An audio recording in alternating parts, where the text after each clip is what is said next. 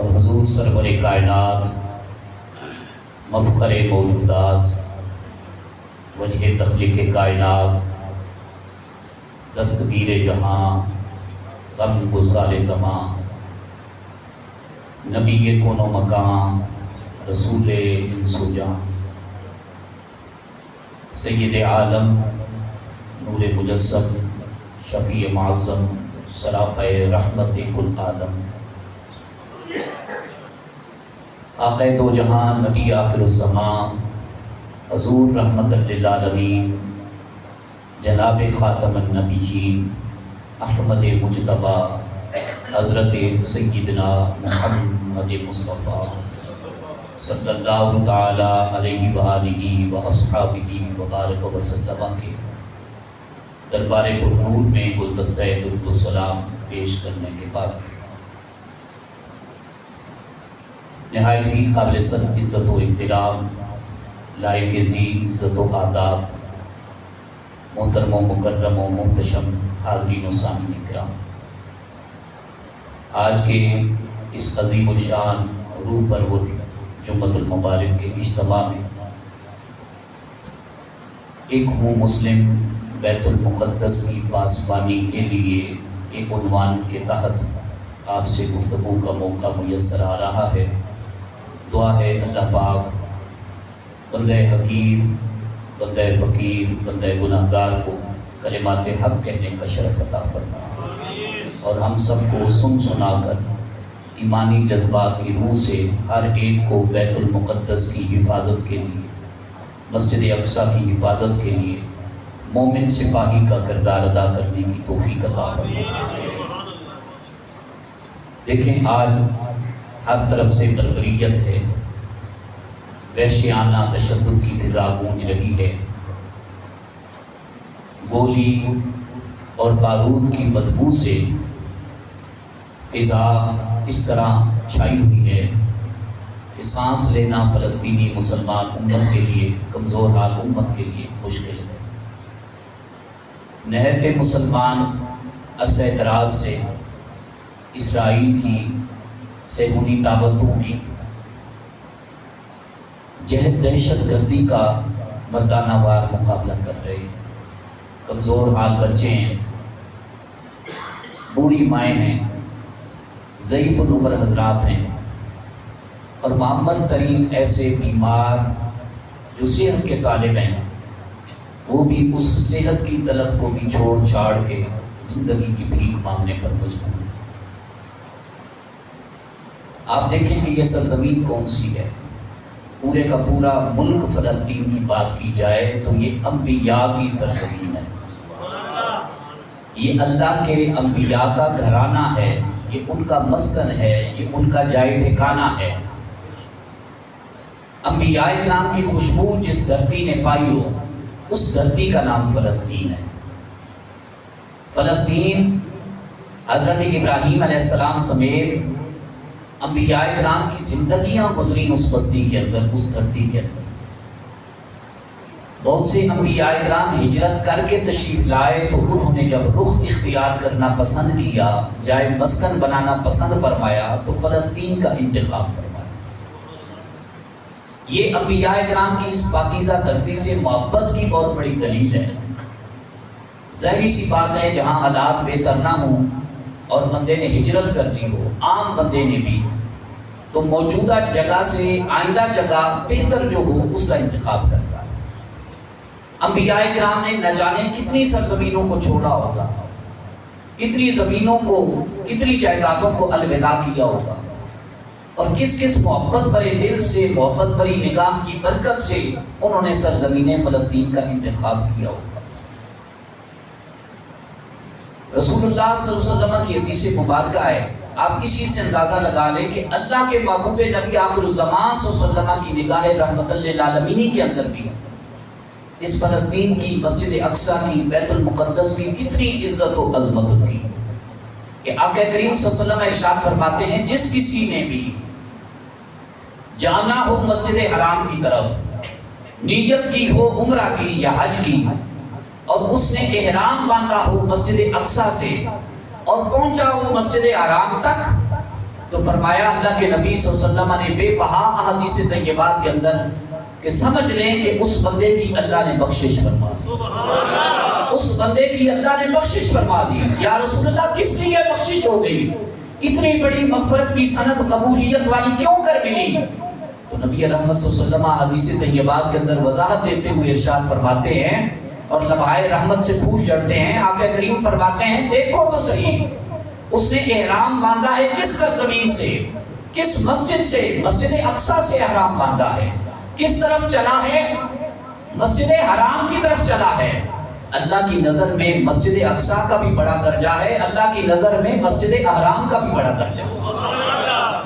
اور ایک روایت میں تو آیا کہ اس کے گناہوں کی بھی بخشش ہو گئی جس نے احرام باندھا مسجد اقصیٰ سے، اور جو پہنچا مسجد حرم بیت اللہ شریف تک، اس کے نہ صرف پچھلے گناہوں کی بخشش ہو گئی بلکہ سرکار علیہ الصلوۃ والتسلیم یہاں تک بشارت دیتے ہوئے اعزازی ڈگری دیتے ہیں اپنے امتی کو، فرماتے ہیں جا اللہ نے تیرے پچھلے گناہوں کو بھی بخش دیا ہے، اور جا ایسے بندے کو میری طرف سے نبی نے رحمت سنا دو، اللہ نے اس کے لیے جنت کا درجہ بھی واجب فرما دیا۔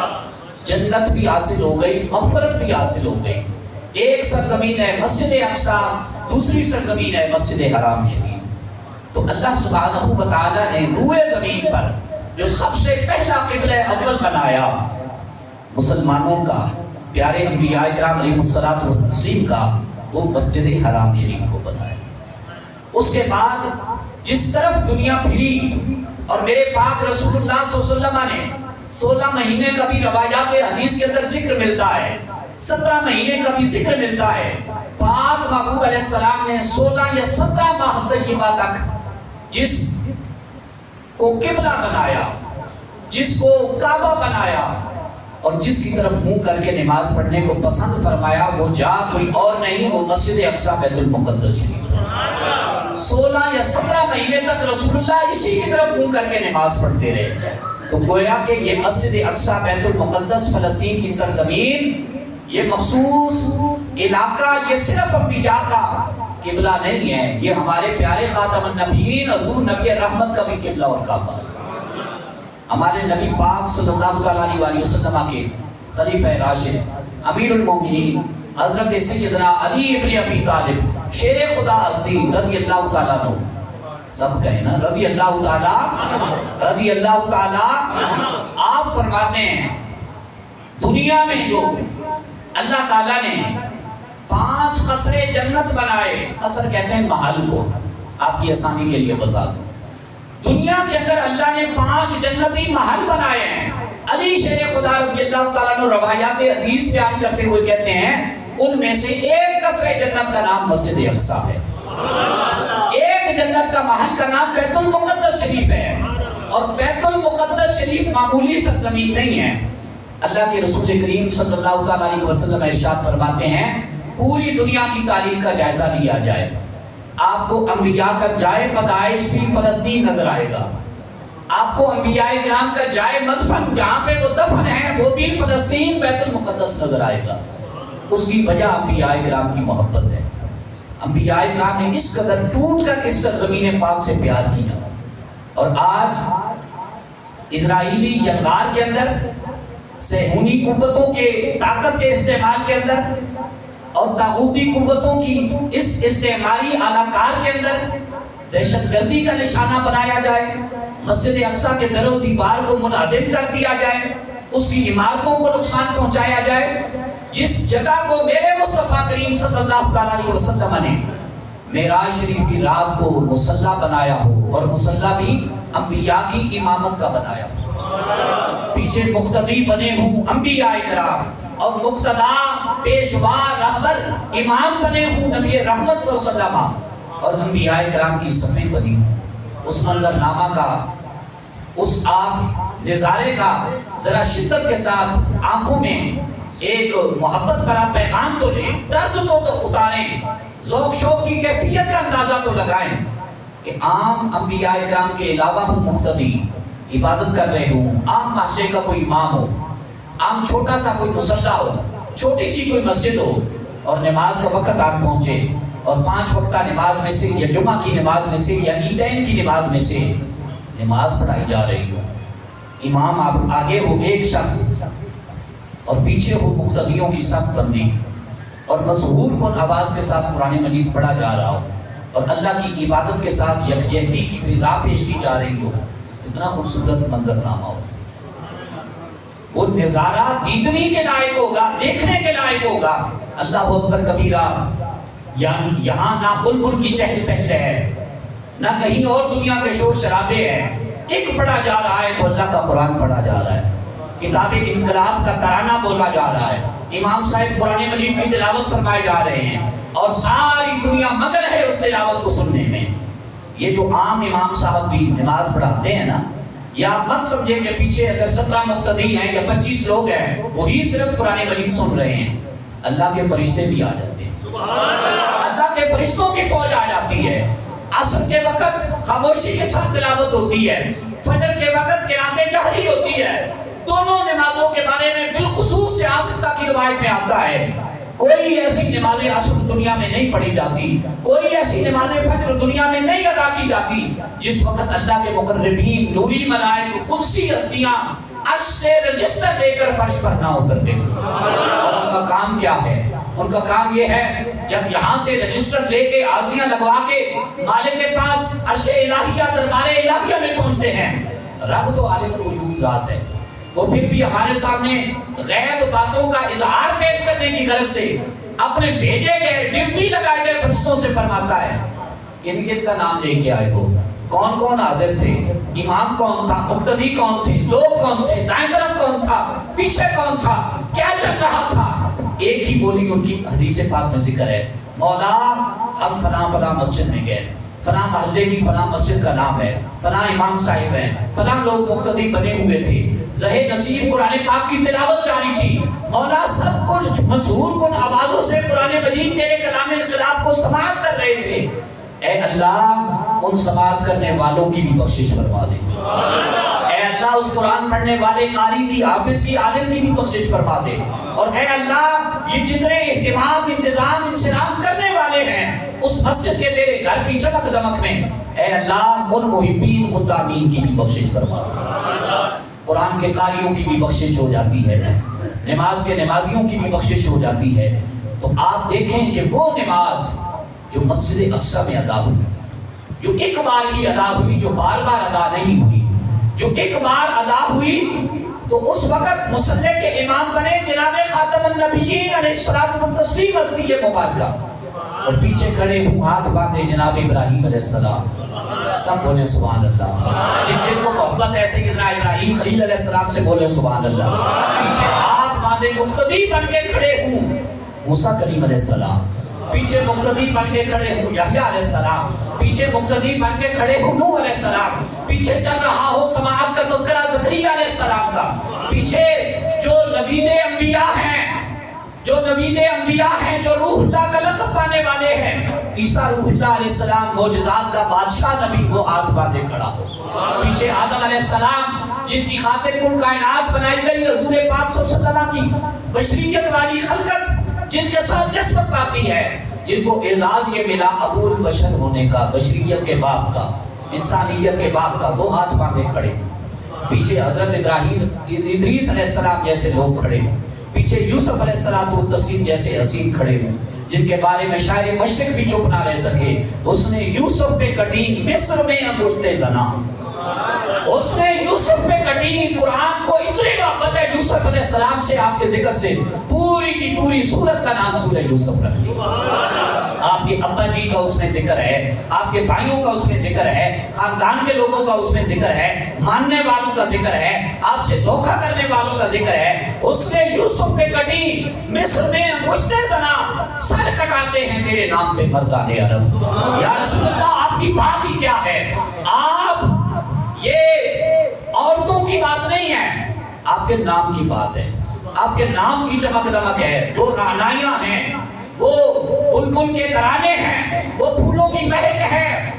وہ چمک دمک کائنات کا حسن و جمال آپ کے نام کی برکتوں کے پیچھے اتنا چھپا ہوا ہے، سر کٹاتے ہیں اور ایک ایک کٹا کے پھر عرصہ تمام نہیں ہوا، قیامت تک کٹاتے رہے، قیامت تک غازی عامر عبد الرحمن چیمہ شہید پیدا ہوتا رہے گا، قیامت تک علم الدین شہید کا نام بولتا رہے گا، قیامت تک ممتاز قادری کا نام بولتا رہے گا، قیامت تک لوگ گردنیں جھکا کے سعادت سمجھیں گے، ظہر نصیب سمجھیں گے۔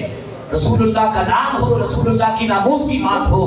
اسرائیل کے لیے، اسرائیل کے دشمنوں، اسرائیل جیسے دشمنوں کا مردانہ دار مقابلہ کرنا ہو، فلسطین کی پاک دھرتی کے لیے محافظ کا کردار ادا کرنا ہو، بیت المقدس کی حفاظت کے لیے مومن سپاہی کے کردار ادا کرنا ہو، سر کٹاتے ہیں تیرے نام پہ مردان عرب۔ میرے پاک رسول اللہ صلی اللہ علیہ وسلم فرماتے ہیں وہ میں نے مسجد اقصیٰ کی امامت کی، انبیاء کی امامت کی مسجد اقصیٰ کے مصلی پر، تو فرماتے ہیں اس وقت عام مقتدی کا یہ حالت ہے کہ عرش سے اتر کر قدسی ملائک ڈیوٹیاں لگاتے ہیں، حاضریاں لگاتے ہیں، اس حاضری کی بات ہی کتنی نرالی ہوگی جس میں اللہ کے سارے برگزیدہ انبیاء موجود ہیں، پھر ان کی امتوں کا ذکر ہوتا ہوگا، پھر ان کے آباء و اجداد کا ذکر ہوتا ہوگا، پھر ان کے ماننے والے انبیاء کے معتقدین محبین کا ذکر ہوتا ہوگا، پھر ان کے خلفاء کا ذکر ہوتا ہوگا، پھر ان کے وزیروں مشیروں کا ذکر ہوتا ہوگا، پھر ان کی طرف آنے والے صحائف جو لکھنے والے تھے، کتابت میں تحریر کرنے والے تھے، ان کا ذکر ہوتا ہوگا، پھر جنہوں نے حضرت علی شیر خدا رضی اللہ تعالیٰ عنہ، حضرت فاروق اعظم ہوں، حضرت عثمان غنی رضی اللہ تعالیٰ عنہ، جناب تاجدار صداقت رضی اللہ تعالیٰ عنہ جیسے لوگ ہوں جنہوں نے ان کی آسمانی کتابوں کو نہ صرف انہی کی زبانی سنا،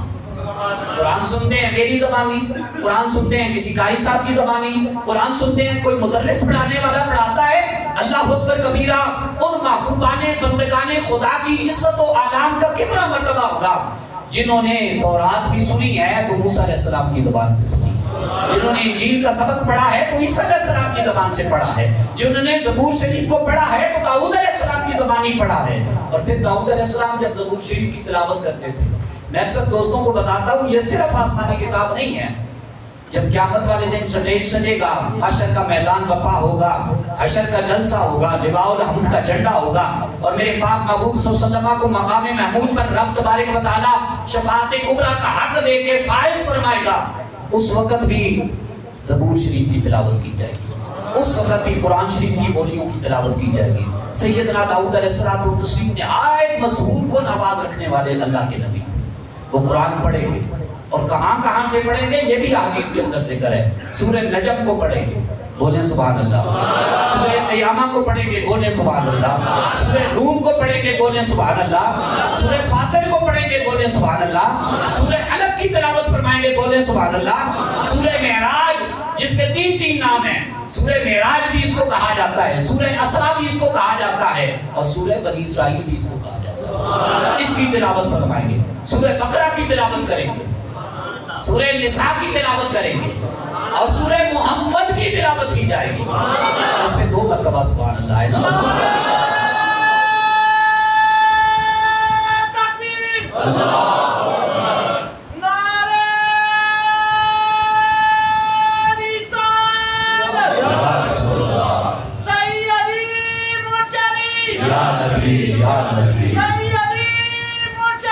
یا نبی یا نبی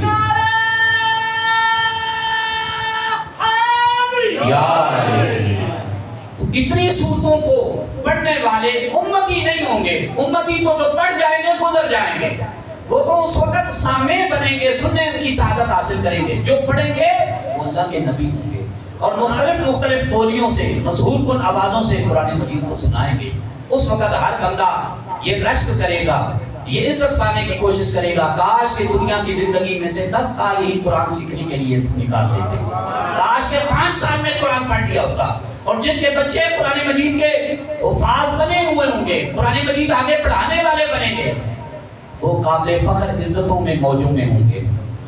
قرآن مجید بیان کرتا ہے وجوہ یومئذ ناظرہ الی ربہا ناظرہ ووجوہ یومئذ باسرہ تظن ان یفعل بہا فاقرہ کلا اذا بلغت التراقی وقیل من راق وظن انہ الفراق والتفت الساق بالساق الی ربک یومئذ المساق۔ قرآن نے یہ ساری عیش و عشرت بیان کی۔ آج کوئی کہتا ہے جی میں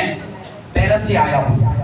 کوئی کہتا ہے جی فلاں نیو یارک سے آیا ہوں، کوئی کہتا ہے کہ پلاٹ بنگلہ فلاں پہ ہے، کوئی کہتا ہے کہ یہ عطر پرفیوم، یہ خوشبو، یہ سینٹ، یہ فلاں علاقے سے لے کے آیا ہو، کوئی جموں کموں میں اپنا فخر بیان کرتا ہے۔ کوئی اپنا جو سٹیزن رہائشی علاقہ ہے اس کی بابت بیان کرتا ہے. اللہ نے سارے علاقوں کو چھوڑ چھاڑ کے جنتی محلات کی بات فرمائی, جنتی سائے کی بات بیان فرمائی, جنتی فروٹس کو بیان کیا, تکیوں کو بیان کیا, دودھ کی نہروں کو بیان کیا, شہد کو بیان کیا. اور اسی سے مجھے یاد آیا اللہ کے نبی صلی اللہ علیہ وسلم ہمارے پیارے محبوب کائنات, سب بولے صلی اللہ تعالی علیہ وسلم, انہوں نے پوری دنیا میں سے چن چنا کر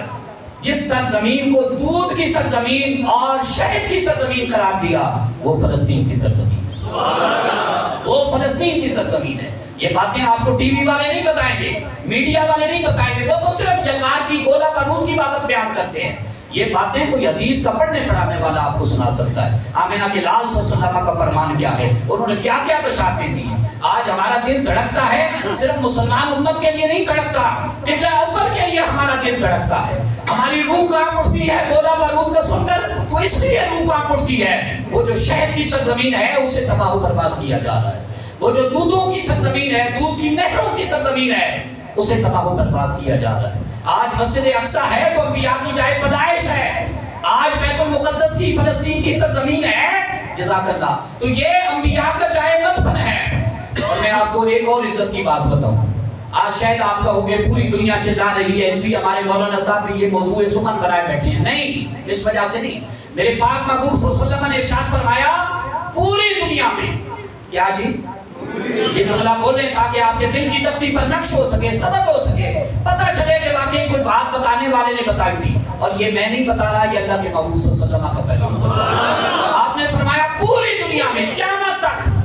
ابھی ملک اور بنیں گے, ابھی خلقتیں پیدا ہو رہی ہیں, ابھی دنیا کی آبادیوں کا اور خلقت انسانیہ کی پیدائش کا صحیح تناسب پرسنٹیج نہیں بیان کیا جا سکا, نہ قیامت تک بیان کیا جا سکے گا. بس اعداد و شمار ہی ہوتے ہیں جن کی وجہ سے بیان کیا جاتا ہے. دنیا خربوں میں پہنچ چکی ہے, اربوں میں پہنچ چکی ہے, اس ملک کی آبادی کروڑوں میں ہے, صحیح فگر پرسنٹیج کوئی بیان نہیں کر سکتا. لیکن سارے اعداد و شمار سے بڑھ کر ہم آمنہ کی لال کی زبان پر اعتبار کرتے ہیں. آپ صلی اللہ علیہ وسلم نے کیا فرمایا سنیں اور اپنے دل کو تر و تازگی بخشیں. یہ ہے معرفت نور حدیث مبارکہ صلی اللہ علیہ وسلم. آقا کونین صلی اللہ علیہ وسلم فرماتے ہیں پوری دنیا میں قیامت تک جتنے بھی انسان پیدا ہوں گے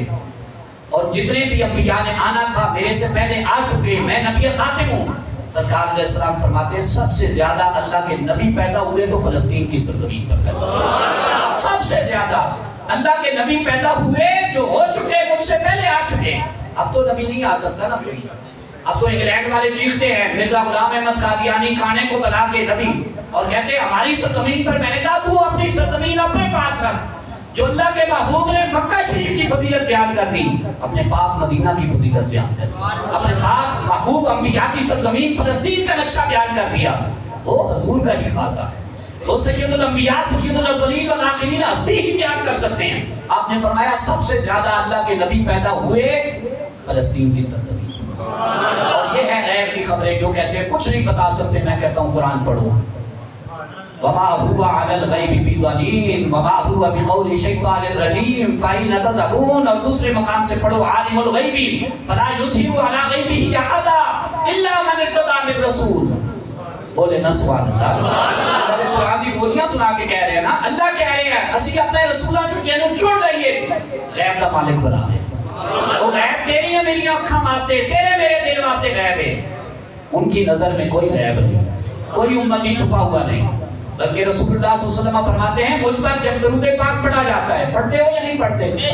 کہ ربیع الاول ہی پڑھنا ہے صرف, اس کو بعد بھی پڑھنا ہے. پوری زندگی درود و پاک کا زمانہ ہے, پوری زندگی صلاۃ و سلام کا جذبہ ہونا چاہیے. رسول اللہ فرماتے ہیں جب مجھ پر درود پاک پہنچایا جاتا ہے تو نہ بھی پہنچایا جائے, فرماتے ہیں میں مجھ پر پہنچایا جائے تب بھی اور میں خود سنوں تو تب بھی, فرماتے ہیں میں درود پاک پڑھنے والے کو بھی جانتا ہوں. درود پاک کے حدیث میں دکھانے کا مجاز ہوں, جمعے کے بعد ہی دیکھیے گا. کہنا مولانا حدیث دکھائیں, آپ نے بتایا تھا. میں درود پاک پڑھنے والے کو بھی جانتا ہوں اور میں درود پاک پڑھنے والے کے ابا جی کو بھی جانتا ہوں. میں درود پاک پڑھنے والے کے خاندانی خون کو بھی جانتا ہوں. اور جس سرزمین سے مجھ آقا کریم نبی رحمت پر درود پاک پڑھا جاتا ہے میں اس سرزمین تک کو جانتا ہوں. میں بتا سکتا ہوں کب سے پڑھنے والا پڑھ رہا ہے. اس لیے ہم کہتے ہیں ہر زمانہ درود و سلام کا زمانہ ہے, ہر زمانہ رسول عربی نبی صلی اللہ علیہ وسلم کا زمانہ ہے. اور پھر میرے پاک محبوب صلی اللہ علیہ وسلم نے فرمایا اتنا کسی سرزمین پر دفن نہیں ہوئے اللہ کے نبی جتنے فلسطین کی سرزمین پر. اور پھر موسیٰ علیہ السلام کی بات نہ تازہ ہو جائے جب رسول پاک صلی اللہ علیہ وسلم معراج شریف میں مسجد اقصیٰ میں پہنچ رہے تھے, ابھی نماز ادا کروانا تھی, تو رسول پاک صلی اللہ علیہ وسلم مسکرائے. غلاموں نے ساتھ قافلے میں شریک سفر لوگوں نے پوچھا حضور آپ مسکرائے کس بات پر؟ فرمایا اللہ کا کلیم کھڑا ہے آج بھی اپنی قبر کے اندر نماز پڑھ رہا. آج بھی مررت بقبر موسیٰ کے الفاظ ہیں حدیث پاک کے اندر. آج بھی میں دیکھ رہا ہوں اللہ کا کلیم آج بھی قبر کے اندر بھی کھڑے ہو کے اپنے رب کی عبادت میں مصروف. یہ انبیاء کی زندگی کی بھی دلیل ہے جو کہتے ہیں مر گئے معاذ اللہ, مر کب کے معاذ اللہ مٹی ہو گئے, وہ تیرے میرے جسم ہو گئے. انبیاء کی ہستیاں اس سے اعلیٰ ہیں. ہم تو ان کی موت کو نہیں سمجھ سکتے, زندگیوں کو کیا سمجھیں. ہم تو ان کے فرامین کی جو برکتیں ہیں اور انوار و تجلیات کا جو اعلیٰ درجہ ہے اس کو نہیں پہنچ سکتے. ان کے جو دلوں میں اللہ تعالیٰ نے غیب کا علم ڈال دیا, جو وحیوں کی برکتیں عطا کر دی, جو قدسی ملائک جو انسانی تخلیقات کا فیض اور باخبر کر دیا اور ساری غیب کی خبریں بتا دی, وہ انہی کا خاصہ. اسرائیل آج سے نہیں, 1948 کے بعد سے. کب سے جی؟ سمجھو جدو دا پاکستان بنیا ادو دے ظالمانہ کاروائیاں جاری نے. 47 پاکستان بنیا جے, 48 سے لے کر آج دن تک. اور پھر یہ مسلمان امت کی کمزوری ہے, سارا قصور اسرائیل کا ڈال دیں, ہمارا بھی کوئی اس میں حصہ ہے. اور وہ کیا ہے؟ تاریخ کی بات بتا رہا ہوں. اب حدیث کا باب چیپٹر کلوز کر کے تاریخ کی بات 1967 سے عالم عرب کو شامل کر کے یہ بات بیان کرنے جا رہا ہوں. مسلمان امت کی یہ سستی ہے. اگر یہ کم و بیش 19 سے 20 سال سست نہ پڑتی, 1967 سے فلسطین آزاد ہو جانا تھا. مسلمان اگر ایکا کر لیتے, مسلمان امت ٹکڑوں میں تقسیم نہ ہوتی, منتشر ہونے کا کردار ادا نہ کیا جاتا, اگر عالم عرب کے ساتھ مسلمان امت جو عالم عجب میں ملک تھے یہ اکٹھے ہو جاتے, آج الحمدللہ دنیا کا نقشہ کچھ اور ہوتا تھا. لیکن چونکہ ہم ٹکڑوں میں بٹنا پسند کرتے ہیں, منقسم کرنا مولوی لوگ پسند کرتے ہیں, ایک کا منہ ادھر ہے دوسرے کا منہ ادھر ہے. لیکن یہ شرف کی بات نہیں کہ جب نماز کی بابت آتی ہے, وقت آتا ہے, مہلت آتی ہے اور نماز کا مسئلہ آتا ہے تو سارے بیت اللہ شریف کی طرف منہ کر کے نماز پڑھتے ہیں. اسی طرح یہ بیت القدس, بیت المقدس شریف, اس کی آزادی کے لیے سارے اقوام عالم کو, بالخصوص اقوام مسلم کو ایک ہونا پڑے گا. ہماری نظریں اکثر اقوام متحدہ کی طرف اٹھتی ہیں, CIO کا اجلاس ہو اس کی طرف اٹھتی ہیں. کسی نے کچھ نہیں کرنا, کرنا ہے تو مسلمان امت نے خود کرنا ہے. ایک ایک نوجوان نے حوصلہ پکڑنا ہے, ایک ایک نوجوان نے مسجد اقصیٰ کا درد محسوس کرنا ہے, ایک ایک نوجوان کو یہ حضور کا سبق بتاتے چلو. اور یہ صرف جمعے میں, میرا جمعہ پڑھانے کی ڈیوٹی تو مکمل ہے, یہ صرف جمعے تک نہیں ہونا چاہیے. گھر جا کے بتاؤ اپنی نسلوں کو, پتر ہے اللہ تعالیٰ دے نبیاں دی سرزمین ہے, پتر ہے پیدا ہون دی سرزمین ہے, پتر ہے جائے دفن ہون دی سرزمین ہے, پتر ہے شہد والی سرزمین ہے, پتر ہے دندیا غیرہ والی سرزمین ہے. یہ جا کے جب تک محبت سے, جذبات سے, عشق سے, حضور کی معرفت میں, حضور کی محبت میں گم ہو کر اپنی اولادوں کو نہیں بتاؤ گے تو پھر بات نہیں بنے گی. عشق ہی ہے جو بیڑا پار لگاتا ہے. اسرائیل نے جو کرنا ہے کر رہے ہیں. حزب اللہ کے اقدام کو سلام ہے, حماس کے اقدام کو سلام ہے, اردن کی جرت کو سلام ہے, فلسطین کی دیگر مسلمان تنظیمات جو ان کا ساتھ دے رہی ہیں ان کے عشق کو, ان کے درد کو اور ان کی جرت کو, جذبات ایمانیہ کو سلام ہو. وہ جتنا کر سکتے ہیں انہوں نے اپنے سے بڑا قدم اٹھایا, اپنے سے بڑا قدم اٹھایا. اور وہ جو ابرہا لشکر لے کر بیت اللہ شریف پر حملہ آور ہونے لگا تھا, اور اللہ تبارک و تعالیٰ نے ان ابابیل سمیت ابرہا کے سارے لشکر کو پرندوں کی چونچوں میں کنکریاں ڈال کے نیست و نابود فرمایا تھا, وہ یاد تازہ کی ہے فلسطین کے مجاہدوں نے, وہ یاد تازہ کی ہے حزب اللہ کے ننھے منھے مجاہدین نے, وہ یاد تازہ کی ہے حماس کے مجاہدین نے. لیکن ہمارا بھی تو کوئی حق بنتا ہے, صرف دعاؤں تک نہ رہیں بلکہ جس کسی سے, کوئی پرنٹ میڈیا کا بندہ ہے, کوئی الیکٹرانک میڈیا کا بندہ ہے, کوئی صحافی ہے, لکھاری کا کردار ادا کرتا ہے, میں خطیب ہوں ممبر میں کردار ادا کرتا ہوں, جہاں جہاں جس کی ڈیوٹی ہے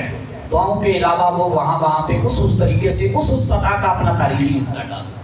کم از کم یہ میسج جانا چاہیے طاغوتی صہیونی قوتوں تک,